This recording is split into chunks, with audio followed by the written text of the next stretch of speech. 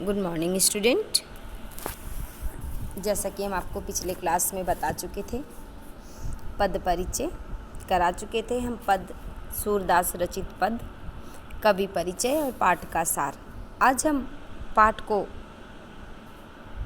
व्याख्या करेंगे, पाठ की व्याख्या करेंगे अर्थ के साथ। देखिए, उधो तुम हो अति बड़ भागी, अपरस रहत स्नेह तगाते, नाही मन अनुरागी। पुरई निपात रहत जल भीतर, तारस न देह न दागी। ज्यों जल मह तेल की गागरी, बूंद न ताको लागी। प्रीति नदी में पाँव न बोरी, हो दृष्टि न रूप न परागी। सूरदास अबलाहम भोरी, गुर चीटी ज्यों पागी। आइए बच्चों, पहले कठिन शब्दों का अर्थ समझ लेते हैं, उसके बाद हम इसका अर्थ समझेंगे। बड़भागी, बड़भागी माने भाग्यवान। अपरश अलिप्त, अछुआ, अनछुए। ठीक है। तगा यानी तागा, बंधन। अनुरागी प्रेम में लिप्त। पुरीनिपात कमल के पत्र, पत्र यानी पत्ती। दागी यानी दाग, धब्बा। प्रीति नदी प्रेम की नदी। पाऊ मने पैर। बोरी हो डुबोना। ठीक है। परागी मुग्ध होना। अबला नारी। भोरी भोली भाली। गुड़ चाटी ज्यों पागी, गुड़ में चिपटी हुई चींटियों की तरह। अब देखिए बच्चों, प्रस्तुत पद का अर्थ क्या है। यहाँ गोपियाँ उद्धव से व्यंग करते हुए कहती है कि आश्चर्य है कि तुम श्री कृष्ण के निकट रहते हुए भी प्रेम बंधन में न बंध सके। तुम कैसे भाग्यशाली हो। यहाँ भाग्यशाली कहकर गोपियाँ व्यंग करती है, वास्तव में भाग्यशाली नहीं, वो व्यंग है। भाग्यशाली कहना गोपियों का व्यंग है। गोपियाँ उद्धव से कहती है कि यह कैसे भाग्य की विडंबना है कि तुम श्री कृष्ण के निकट रहते हुए भी प्रेम बंधन से मुक्त रहे, उनके प्रति अनुराग उत्पन्न नहीं हुआ। तुम श्री कृष्ण के समीप रहते हुए भी प्रेम से उसी प्रकार अलग रहे जिस प्रकार पानी में रहते हुए कमलपत्र अलग ही रहता है। पानी की एक बूंद भी उस पर नहीं ठहरती। तेल युक्त मटकी को जल में डुबोने पर उसके ऊपर पानी की एक भी बूंद नहीं ठहरती, उसी प्रकार तुम भी श्री कृष्ण के अति निकट रहते हुए भी प्रेम से सदा दूर रहे। तुमने प्रेम नदी में आज तक अपना पैर डुबोया ही नहीं। जो प्रेम के महत्व को जानते, तुम किसी के सौंदर्य पर मुग्ध ही नहीं हुए। तुम्हारी दृष्टि कृष्ण पर पड़ी ही नहीं। एक हम ही ऐसी भोली अबलाएं हैं जो श्री कृष्ण के सौंदर्य में वैसे ही उलझ गए जैसे चींटियां गुड़ के प्रति आसक्त होकर ऐसे चिपट जाती है कि फिर अलग होना ही नहीं चाहती। ठीक है बच्चों, उम्मीद करते हैं समझ में आया होगा।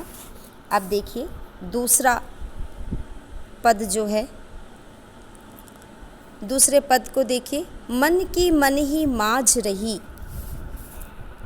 कहिए जाए कौन से कौन पे उधव। नाही परत कही, अवधि आधार आस आवन की, तन मन बिथा सही।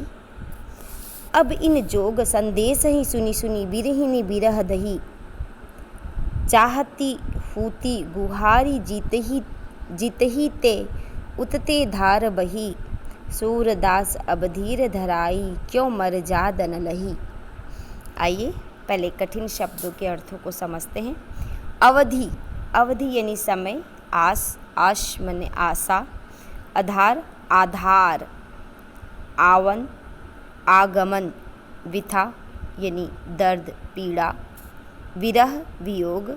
गुहारी, रक्षा के लिए पुकारना। जीत ही ते, जहाँ से। उत ते, उधर से। धार, योग के प्रबल धारा। धीर, धैर्य। धरही, धारण करे या रखे। मर्यादा, मर्यादा। प्रतिष्ठा। न लही, नहीं रही, नहीं रही। अब देखिए प्रस्तुत पद का अर्थ क्या है?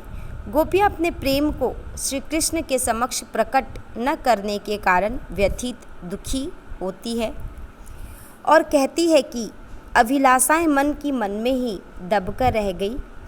अपने मन की व्यथा किससे जाकर कहे और प्रेम पीड़ा को दूसरों के सामने प्रकट भी तो नहीं कर सकती। श्री कृष्ण के लौटने की मन में आशा संजोए हुए उनके आने की अवधि को अपने जीने का आधार बनाकर तन और मन की व्यथा को सहन कर रही थी, किंतु अब तुम्हारे द्वारा योग संदेश सुनकर विरह पीड़ा अचानक बढ़ गई है। विरह पीड़ा में जलती हुई हमें अपनी रक्षा का जिससे सहारा था, रक्षा की आशा थी, जिसे हम पुकार सकते थे, उसी ओर से योग की धारा बहने लगी। अतः हमें पूर्ण आशा थी कि एक दिन अवश्य ही श्री कृष्ण आकर हमारी पीड़ा को शांत करेंगे। आशा के विपरीत उन्होंने योग का संदेश भेज दिया।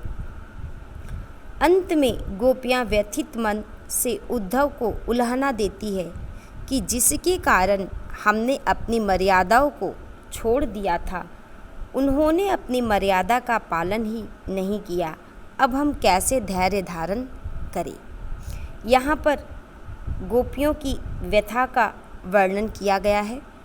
यहाँ गोपियाँ अपने मनोदिशा दशा को उद्धव के सामने प्रस्तुत करती हैं और वो ये बताना चाहती हैं कि जिस श्री कृष्ण से हमें ये उम्मीद थी कि वो आके हमें धैर्य बंधाएंगे, वही श्री कृष्ण ने उल्टी गंगा बहा दी।